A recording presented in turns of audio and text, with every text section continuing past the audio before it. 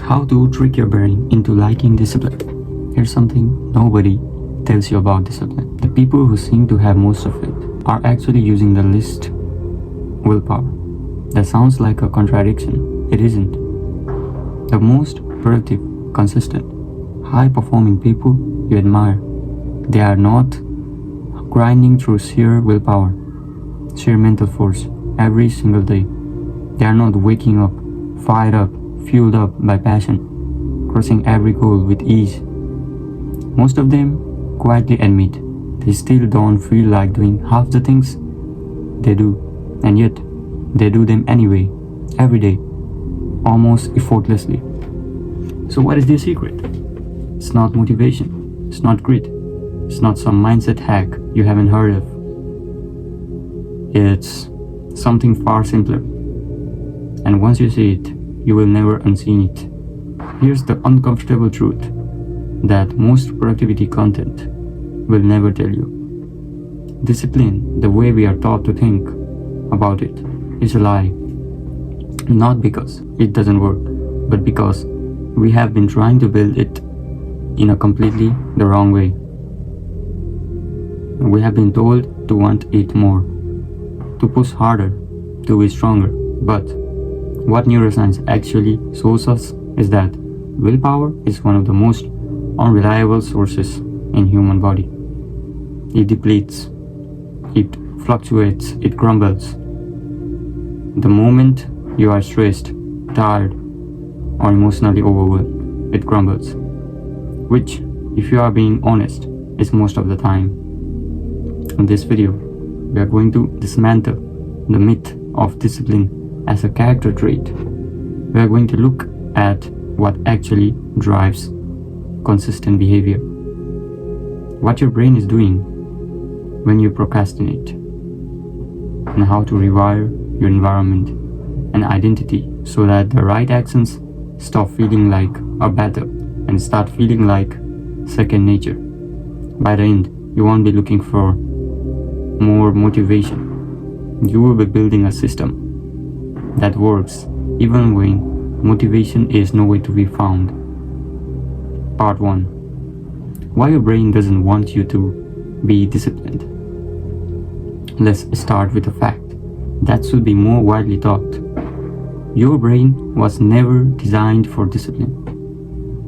Not a metaphor, not an exaggeration.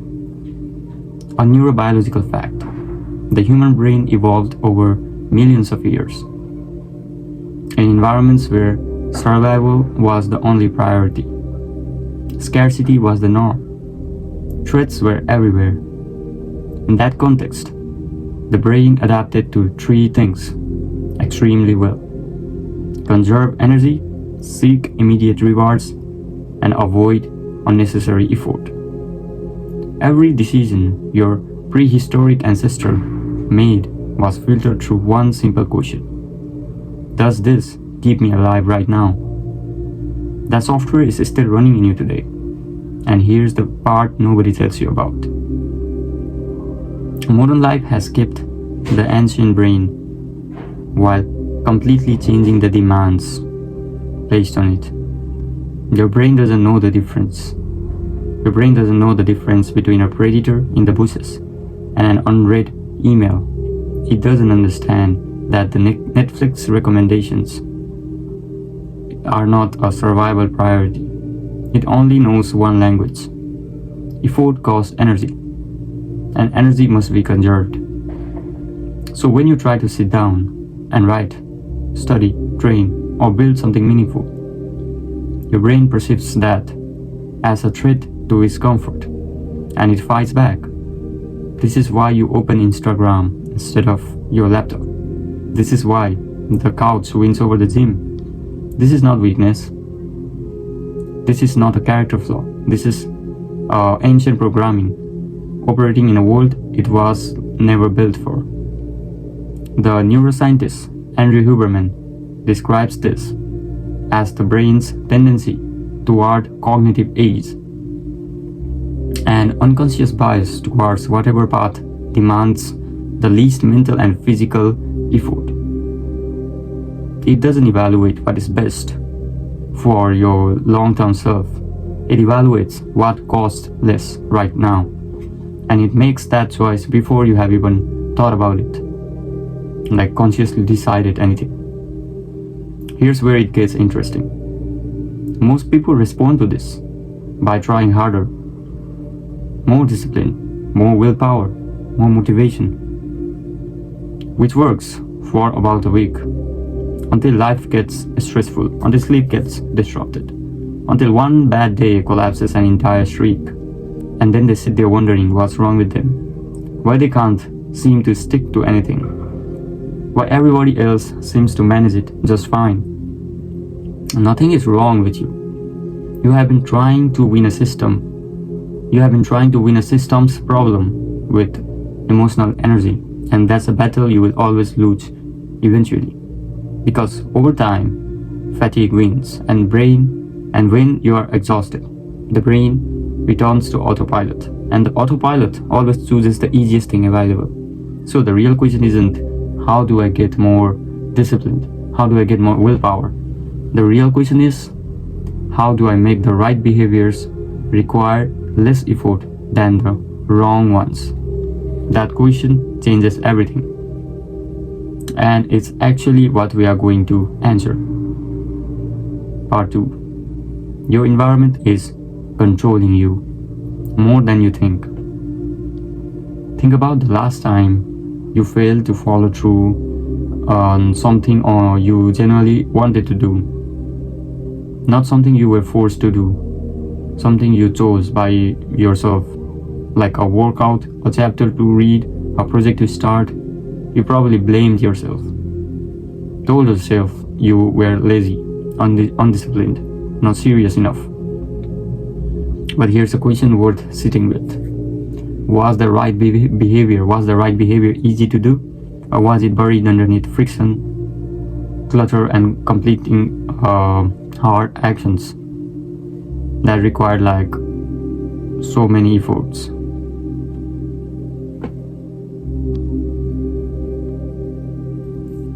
James Clear, author of Atomic Habits, describes a concept called choice architecture. The idea that human behavior is shaped less by intention and more by what is visible, the environment.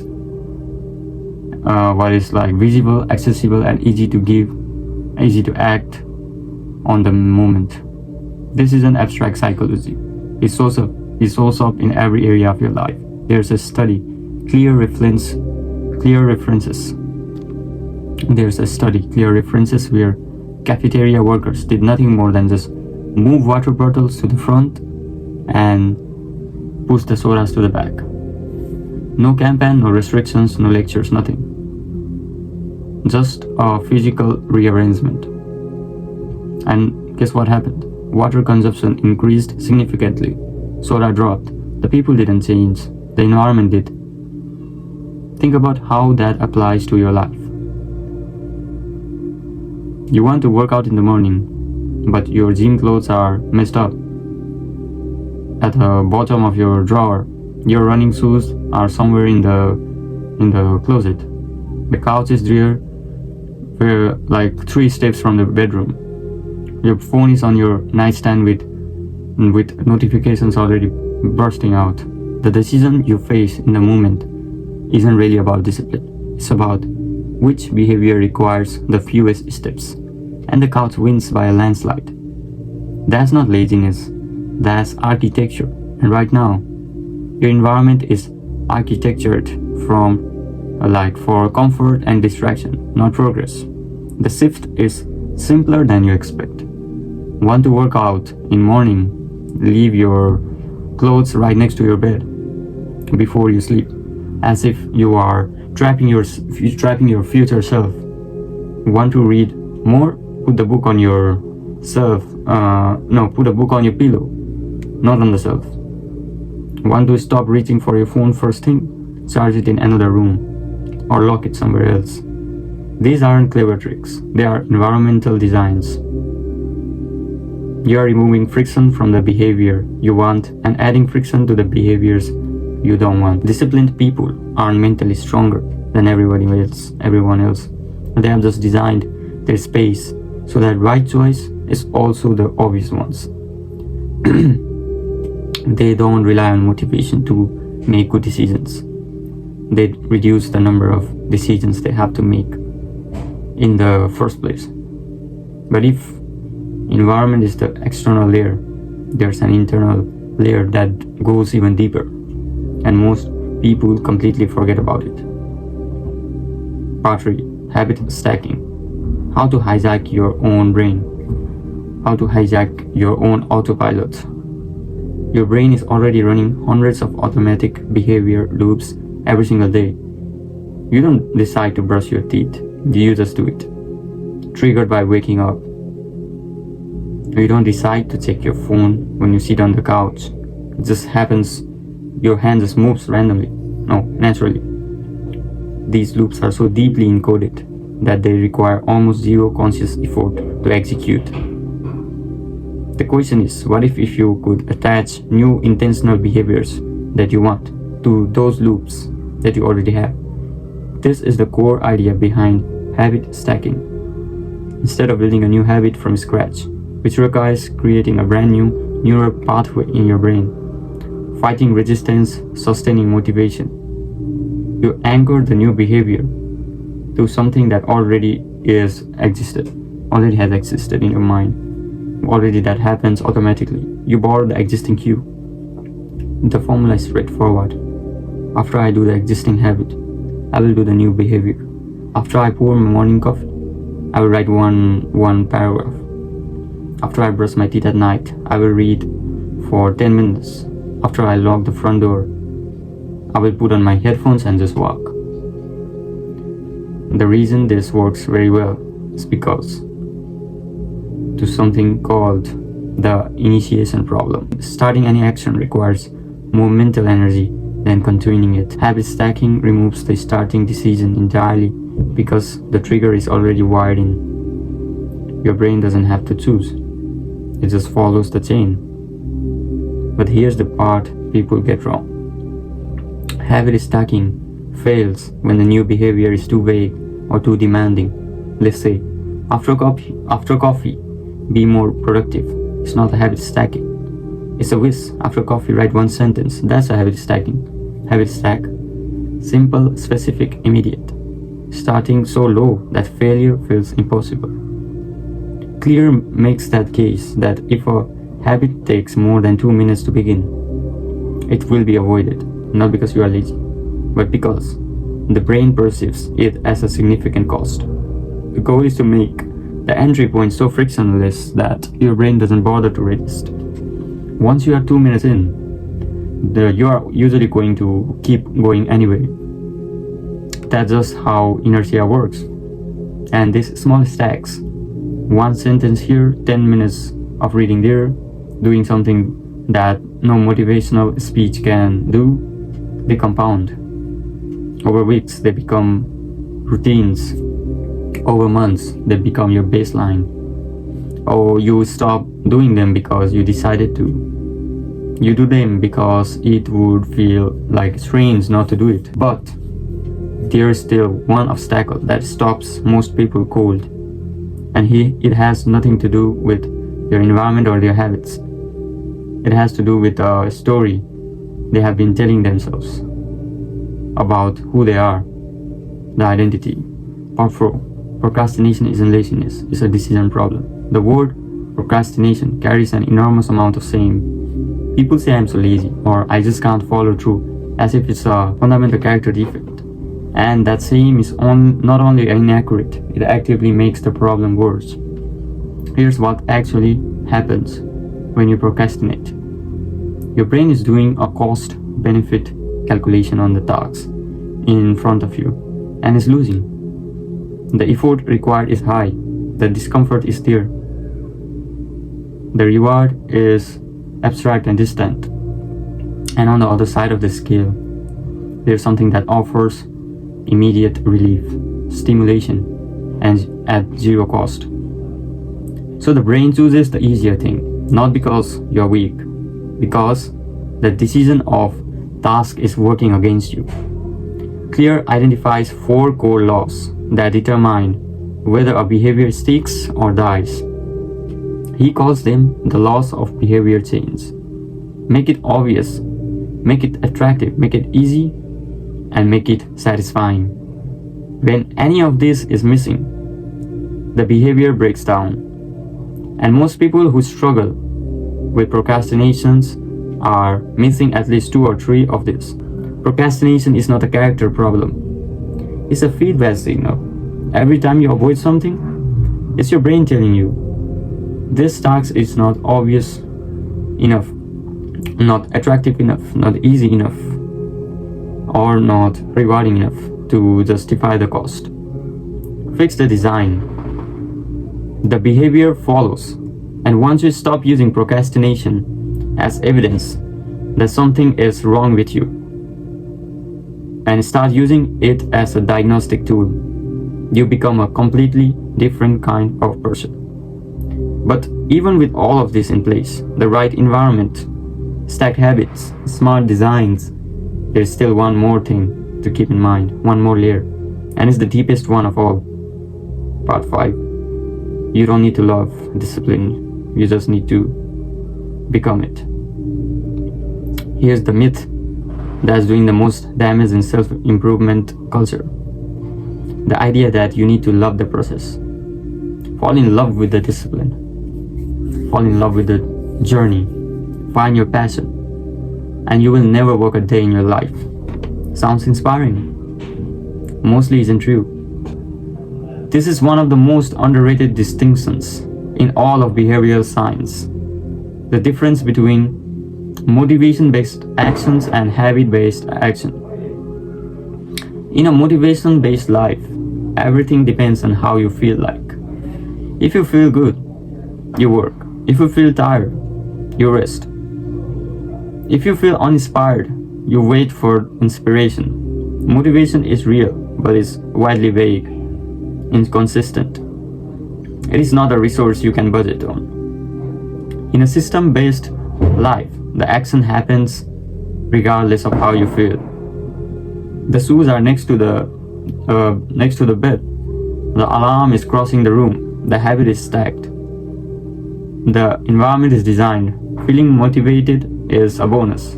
Like, it's not a prerequisite. James Clear puts in a single sentence that is worth reading many times. It is, you don't need to rise to level of your goals. You fall to the level of your systems. Your future is not being written by your intentions. It is being written by your defaults, your systems that you create in your life. And your defaults are determined by the systems you have built or failed to build. So stop trying to get yourself to love hard things. Real behavioral change, the kind that lasts, doesn't come from doing different things. It comes from becoming a different person. And that sounds abstract until you understand what Clear means by it. Every action you take is a vote for yourself, a different version of yourself. When you train, even when you don't feel like it, you are casting a vote for someone who shows up. When you choose the book over the scroll, even once, you're casting a vote for someone who values growth. These votes don't change you overnight, but they accumulate, and over time they become the evidence. You used to define yourself. I am someone who does what needs to be done.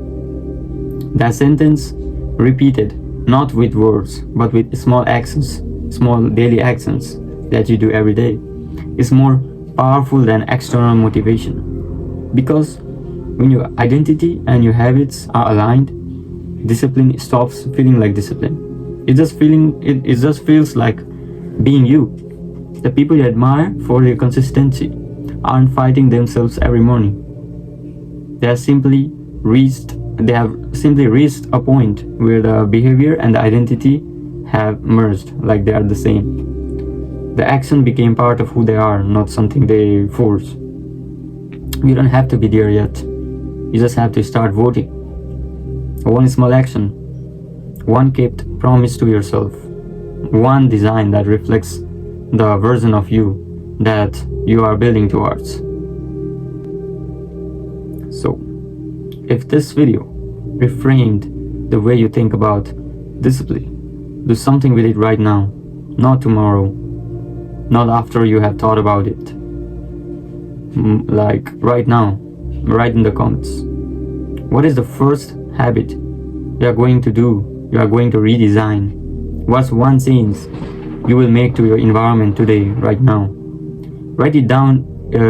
Writing down is not a small thing, it's a commitment, it's a vote for your new identity. And if enough people here do it together, this comment section becomes something genuinely useful, a record of real people taking real steps. If you want more content like this, psychology, neuroscience, and behavioral science, which are applied to real life for helping solving problems, subscribe to the channel. Not because of the algorithm, because the next video will build on everything you have just learned and take it further. So here's the summary. Here's what we land on. Discipline was never about being stronger than other people.